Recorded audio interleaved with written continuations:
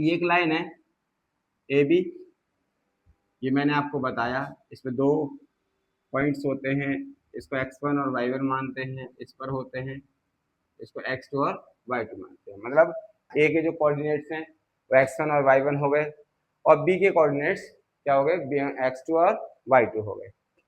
अब बीच में, अगर इसके बीच में कोई भी पॉइंट आता है तो हम क्या लगाते हैं, मिड पॉइंट फॉर्मूला लगाते हैं। लेकिन ये P यहाँ भी तो हो सकता है, कहाँ हो सकता है, यहाँ भी हो सकता है। तो P की वैल्यू मैंने आपको बताई थी, x और y मानते हैं, ठीक है। तो P वैल्यू यहाँ पर हो सकता है।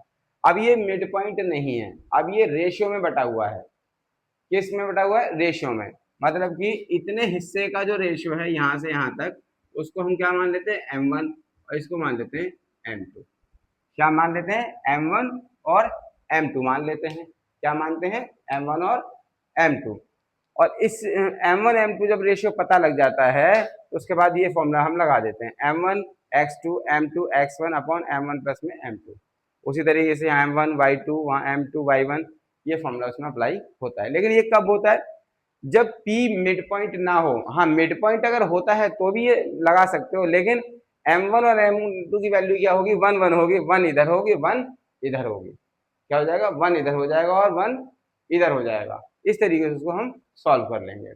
मेरी बात समझ में आ रही है। तो सेक्शन फॉर्मूला तब लगता है जब पॉइंट, ये जो पॉइंट है P पॉइंट है वो बीच में ना हो, या एक लाइन जो है डिवाइड हो रही है वो मिड पॉइंट से डिवाइड नहीं हो रही है, वो कहीं से भी डिवाइड हो सकती है, लेकिन वो मिड पॉइंट से डिवाइड नहीं हो रही है। कहाँ से नहीं होती है, मिड पॉइंट से। तो ये देखो यहाँ पर ये मिड पॉइंट नहीं है, तो इतना जो सेक्शन है वो अलग है, इतना जो सेक्शन है वो अलग है, इसीलिए सेक्शन फॉर्मूला बनाया गया है। इतना जो सेक्शन है वो अलग है, इतना जो सेक्शन है वो अलग है, ठीक है। ये इसको बोलते हैं हम इंटरनल